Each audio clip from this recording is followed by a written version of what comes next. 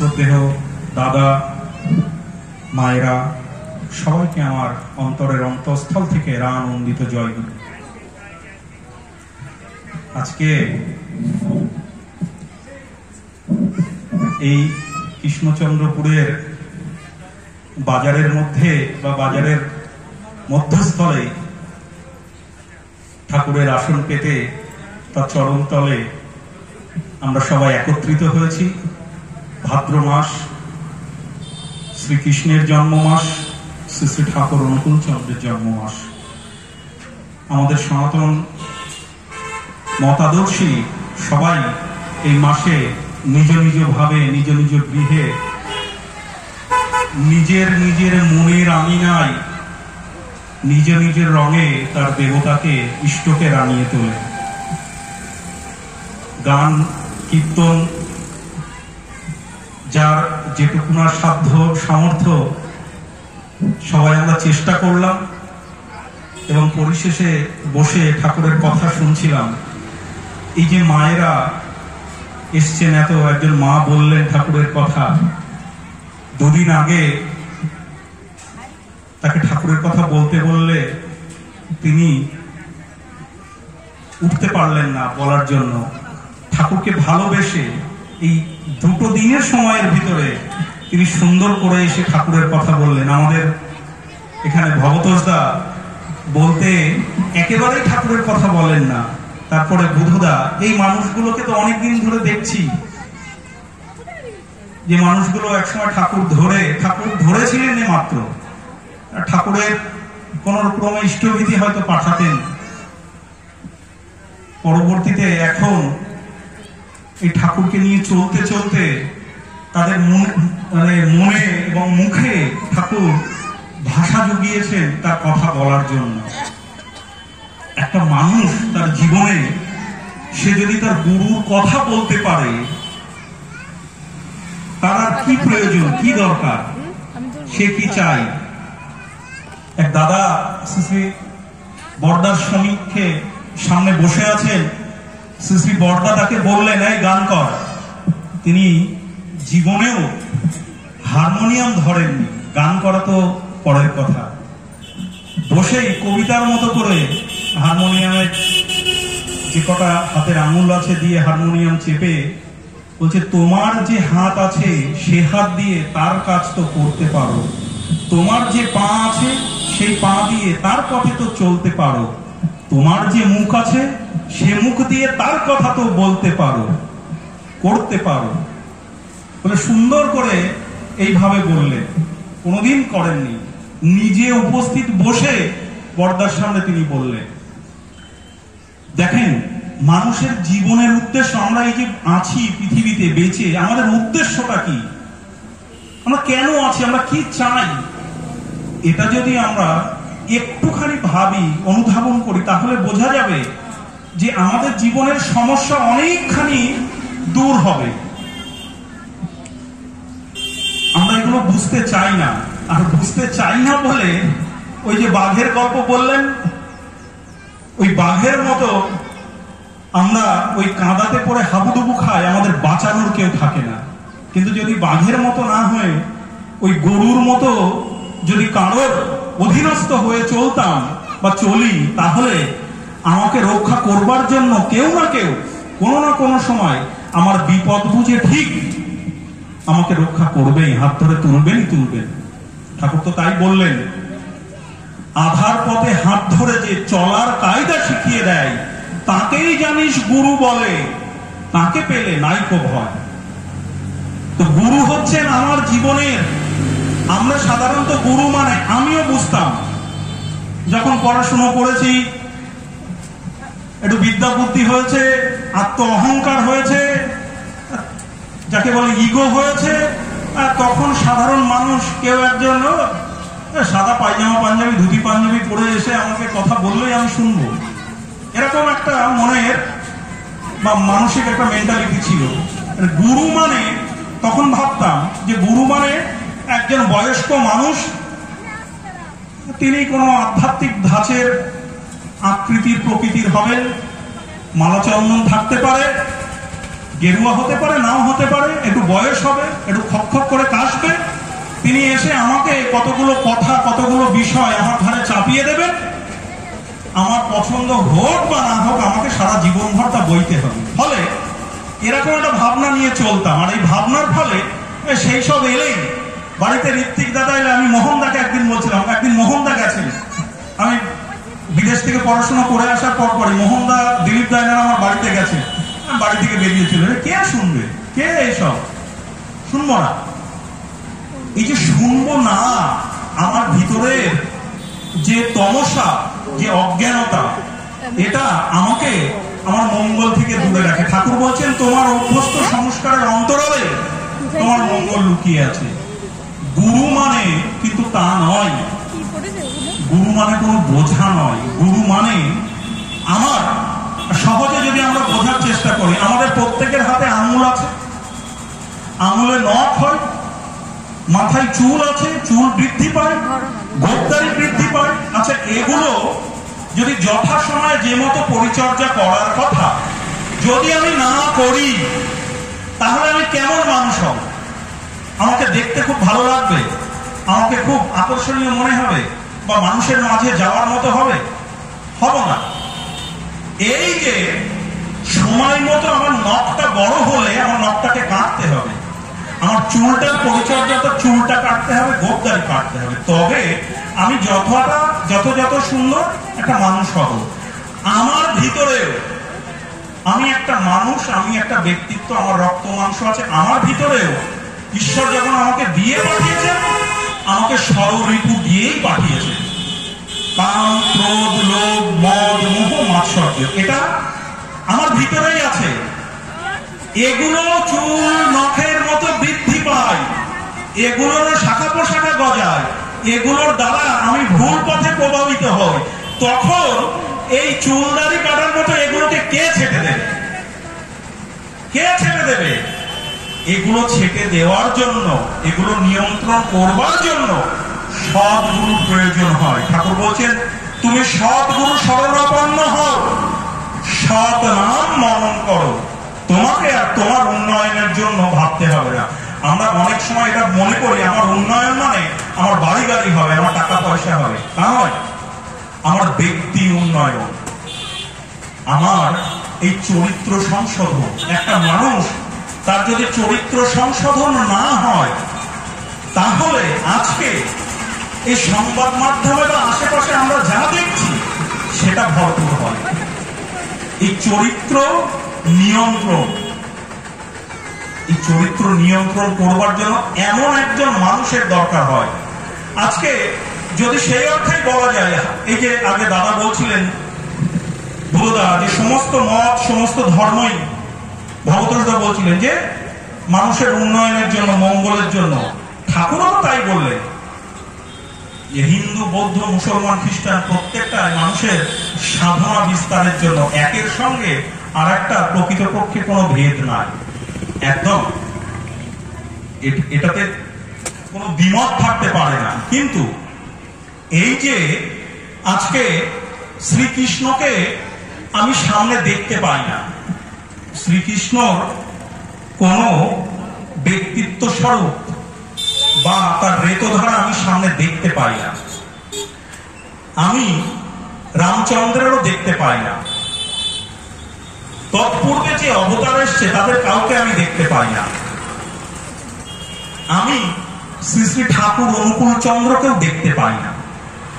এই যত অবতার এসছে নরদেহ নিয়ে এই পৃথিবীতে, এই শরীর নিয়ে, প্রত্যেকেই সময় শরীর ত্যাগ করে ইহলোক ছেড়ে চলে যান। ঠাকুর অনুকূল চন্দ্র গেছেন। এই প্রত্যেকের সঙ্গে ঠাকুর অনুকূল চন্দ্রের কোন প্রভেদ বা ফারাক নেই। আমি তাদেরকেও দেখতে পাই না, আমি ঠাকুর অনুকূল চন্দ্রকেও দেখতে পাই না। কিন্তু আমার একটা ভালো লাগা তৈরি হওয়া দরকার, অর্থাৎ এমন আদর্শ, এমন ব্যক্তিত্ব দরকার, যে ব্যক্তিত্বকে, যে আদর্শকে, যার প্রতি ইষ্টনিষ্ঠ হয়ে আমি ঠাকুরের কাজ করবার। ঠাকুরের কাজ, এই শব্দটা আমরা অনেকে ব্যবহার করি, আমরা বলি, বোঝা দরকার ঠাকুরের কাজ মানে কিন্তু ঠাকুরের জন্য জমি কেনা, ঠাকুরের জন্য ঘর বাড়ি তৈরি করা, মন্দির করা তা নয়। ঠাকুরের কাজ মানে প্রত্যেকটা মানুষ তৈরি করা, প্রত্যেকটা মানুষ হওয়া। এই যে আমরা এই ঠাকুরের কাজ অর্থাৎ মানুষের মাঝে ঠাকুরের কথা বলি, এই বলতে বলতে আমাদের যে সংশোধন বা এমন ব্যক্তিত্ব ইষ্টনিষ্ঠ হয়ে যার সামনে গেলে তাকে ভালো লেগে সেই ব্যক্তিত্বকে পছন্দ করে বা তাতে আনুগত্য দেখিয়ে আমি আমার বৃত্তি প্রবৃত্তিকে নিয়ন্ত্রণ করতে পারি, আমি আমার জীবন পথ অন্য খাতে বইতে পারতো, আমি অন্যদিকে যেতে পারতাম, সেদিকে না গিয়ে তার মুখের একটি কথাতে আমি সমস্ত কিছু আমি ত্যাগ করতে পারি। তিনি যে মতো চালনা করতে বলেন, যে মতো চলতে বলেন, যে মতো তার মুখের শব্দ, আমি সেই মতো চলতে পারি। এমন আদর্শ, এমন ব্যক্তিত্ব, এমন কেউ যদি আমার সামনে না থাকে, আমরা হাজারো গল্প বলতে পারি, একটা খোল কেন 100টা খোল বাজাতে পারি, ঢাক ঢোল কাসর ঘন্টা হাজারো করতে পারি, লক্ষ লক্ষ করে দিতে পারি পুজো। আপনার ছেলেটা, আপনার মেয়েটা একটু পরে আপনার কথা শুনবে তো, সুকেন্দ্রিক হয়ে চলবে তো? এটার কারণে দরকার জীবন্ত আদর্শ। যে জীবন্ত আদর্শর কাছে গেলে, যাকে দর্শন করলে আমার মনের খারাপ যেটা, সেটা কোনো মতেই মাথা ছাড়া দিতে পারবে না। আপনারা পরীক্ষা করে দেখবেন, কোনো মতেই দেবে না। তাদের সামনে গেলে আমার ভিতরে যেটা শুভ, যেটা ভালো, আমার ভিতরে দুটো চিন্তা হয় আমার চলা নিয়ে, একটা ভালো একটা মন্দ। ভালোটা কম হয়, মন্দটা বেশি হয়। যখন আদর্শ আচার্যের সামনে যাব, তখন ওই মন্দটা কোনো মতেই মাথা তোলে না। আমার ভিতরে যে অল্প একটু ভালো আছে, আচার্য ওই অল্প একটু ভালোকে কেন্দ্র করে আমার জীবনকে সুপথে চালিত করেন, তাই তিনি আচার্য। আর তা দরকার। আর আচার্য না থাকলে, ওই বললাম তো, ভবিষ্যতে কোনো ছেলে মেয়ে, কোনো যুবক যুবতীকে ধর্মের মুখে নিয়ে যাওয়া যাবে না। কোন যুবক যুবতীকে কোন দেব দেবীর, শুধু সৎসঙ্গ ঠাকুর অনুকূল চন্দ্র কেন, কোন দেব দেবীর কোন দিকে নিয়ে যাওয়া যাবে না। আজকে অনেক মায়েরা বলেন, দাদা ছেলেটা কথা শুনছে না, মেয়েটা কি জানি কি করছে বুঝতে পারি না। তাদের সবার আগে তাই বলি, তারা এই কথা বললে তাদেরকে খোঁজ নিয়ে বলি যে আপনি নাম ধ্যান করেন, আপনি ঠাকুরের সামনে বসেন, আপনি নিজে ঠাকুরের সস্তেয়নী করেন না। তুই যদি না ইষ্ট ধরে চলতে নারিস পাকা, তোকে ধরে চলবে যারা, তারাও হবে ফাঁকা। ঠাকুরের বলা, আমি যদি ভালো না হই, আমার ছেলে মেয়ে জীবনেও ভালো হবে না, হতে পারে না। ঠাকুর বলছেন, বিদ্যালয়ে ছেলে মেয়ে যতই বিদ্যা শিখুক না, বাড়ির স্বভাব শিষ্ট না হলে সুষ্ঠু স্বভাব হবে না। আর এই বাড়িগুলো, এই প্রত্যেকটা পরিবারগুলো সদ্গুরু বা আদর্শকে কেন্দ্র করে।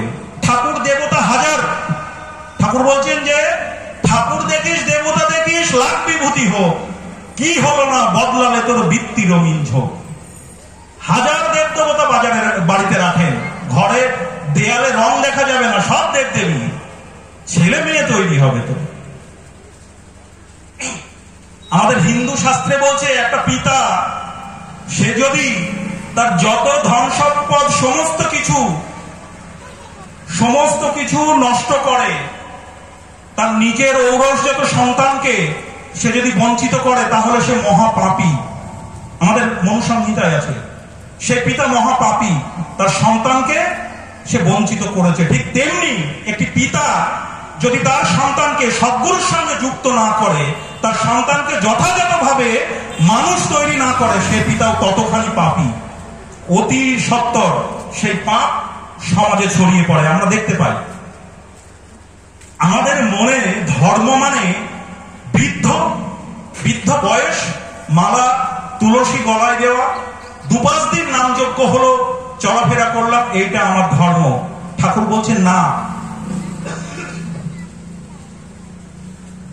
ধর্ম যদি নাই ফুটলো তোর নিষ্ঠা নীতি ব্যবহারে, অচল করে রাখলি তারে, কি হবে তোর তেমন ধর্মে? আমার ধর্ম, আমি আমার ছেলেকে বলছি তুমি বিড়ি খেও না, তাই না? আবার আমার ছেলেকে বলছি এই টাকাটা দিয়ে বললাম যা ওই দোকান থেকে বিড়ি নিয়ে আয়। আমার ছেলেকে বলছি মিথ্যা কথা বলবি না। কোন পাওনাদার আমার বাড়িতে এলো, আমি ঘরের ভিতর থেকে ছেলেকে বলে দিলাম বল বাবা বাড়িতে নেই। আমরা এগুলোকে ধর্ম মনে করি না, এগুলো ধর্ম না। শুধু এগুলো না, স্বামী স্ত্রীর সম্পর্ক সেখানেও ধর্ম। ধর্ম বাদ দিয়ে জগতে কিছু নাই, সমস্ত কিছু ধর্ম। আর ঠাকুর বলছেন যে একমাত্র ধর্মই পারে মানুষকে প্রকৃত শান্তি দান করতে, একমাত্র ধর্ম পারে। আর আমাদের ধর্মগুলো কেমন জানেন? আগের দিন একটা গল্প বলছিলাম, একটা বাচ্চা ছেলে স্কুলে গিয়ে সবাই ইংরেজি শিখতে শুরু করেছে। মজার গল্প, অনেকবার শুনেছে, তাও এই প্রসঙ্গে বলতে ইচ্ছা করছে। বাড়িতে এসছে, তার টিউশন মাস্টার তাকে শেখাচ্ছে, বাংলা শিখিয়েছে, অঙ্ক শিখিয়েছে, সমস্ত কিছু শিখিয়েছে। তার পড়ানো শেষ করে ফিরে যাওয়ার সময় তাকে ইংরেজি শিখিয়ে যাচ্ছে। বলো মাই হেড মানে আমার মাথা। মাস্টার মশাই চলে গেছে, বাচ্চাটা বলছে মাই হেড মাস্টার মশাইয়ের মাথা, মাই হেড মানে মাস্টার মশাইয়ের মাথা। সেই বাচ্চাটার বাবা কাজে যাবে, বেরোবে, হন্তদন্ত হয়ে যাচ্ছে, বলছে বাবা মাই হেড মানে মাস্টার মশাইয়ের মাথা নয়, মাই হেড মানে আমার মাথা। বাবা চলে গেছে, বাচ্চাটা বলছে মাই হেড মানে বাবার মাথা, মাই হেড মানে বাবার মাথা। মা রান্নাঘর থেকে এসেছে, কোনো কাজে দেখছে যে ছেলেটা এইসব বলছে, বলছে মাই হেড মানে বাবার মাথা না, মাই হেড মানে আমার মাথা। মা রান্না করতে চলে গেছে, ছেলে পড়ছে মাই হেড মানে মার মাথা, মাই হেড মানে মার মাথা। যে ঘরে কাজ করছিল বাড়িতে, কাজের মেয়েটা বা কাজের মানুষটা, সে দেখছে, সে এত কিছু জানে না, সে দেখছে ও এক একবার এক একজনের মাথা বলছে। তো সে তার বুদ্ধিতে বলছে যে বাবা মাই হেড মানে এক একজনের না, মাই হেড মানে সবার মাথা। সে বলছে মাই হেড মানে সবার মাথা, মাই হেড মানে সবার মাথা। এমতো সময় একজন মানে এলেন, বিজ্ঞ পণ্ডিত জ্ঞানী, তিনি এসে বুঝলেন। সেই বাচ্চাটাকে বলছে তুমি কি পড়ছো? বলে আমি ইংরেজি পড়ছি। মাই হেড মানে সবার মাথা। সেই মানুষটা সেই বাচ্চাটার হাতটা ধরলো, ধরে সেই বাচ্চাটা নিজের মাথায় দিয়ে বললো এটা কার মাথা? বলছে আমার মাথা। তাহলে মাই হেড মানে আমার মাথা। আমরা যুগে যুগে ঠিক এমনি করে যুগে যুগে এই মাই হেড মানে এর আর মাথা নিয়ে টানাটানি করে বেরিয়েছি, এখনো করি, এখনো আমরা করি। আমাদের ধর্মের বহিঃপ্রকাশ বা মানুষের বোঝার জন্য অবস্থাটা এমনই যে আমরা এর ওর মাথা, এই গাছে ওই গাছে, সেখানে এটা ওটা সেটা বাদলে, অর্থাৎ আমার নিষ্ঠাটা আমি বিভিন্ন জায়গাতে বিভক্ত করলাম। আর কি না, আমাদের এই যে যারা তথাকথিত ধর্মের কথা বা যা বলে, দেখা যায় অধিকাংশ সময়ে সে যা করে না সে তাই বলে। সে নিজে নিরামিষ আহার করে না, সে কোথাও ভাগবত পাঠ করতে গিয়ে বলছে যে আহার শুদ্ধি দরকার, আহার শুদ্ধি না হলে দেহ শুদ্ধি হয় না, দেহ শুদ্ধি না হলে মন শুদ্ধি হয় না, মন শুদ্ধি না হলে চিন্তা শুদ্ধি হয় না, চিন্তা শুদ্ধি না হলে চেতনা শুদ্ধি হয় না। সে বলে যাচ্ছে সে নিজে নিরামিষ আহার করে না, কিন্তু সে বলছে।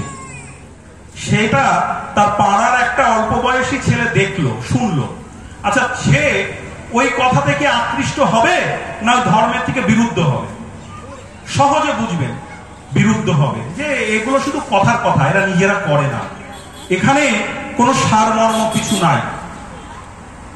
যে পুরোহিত বা যারা আমারটা আমার হয়ে আমার ইষ্টের কাছে, দেবতার কাছে নিবেদন করে দেবে, সে দেখা যাচ্ছে নিজে বাড়ি থেকে মাছ মাংস খেয়ে এসে আমার পুজোটা দিয়ে দিচ্ছে। ফলে কি হচ্ছে? আমরা সার্বিকভাবে সামাজিকতাটা নিয়ে ভাবি না।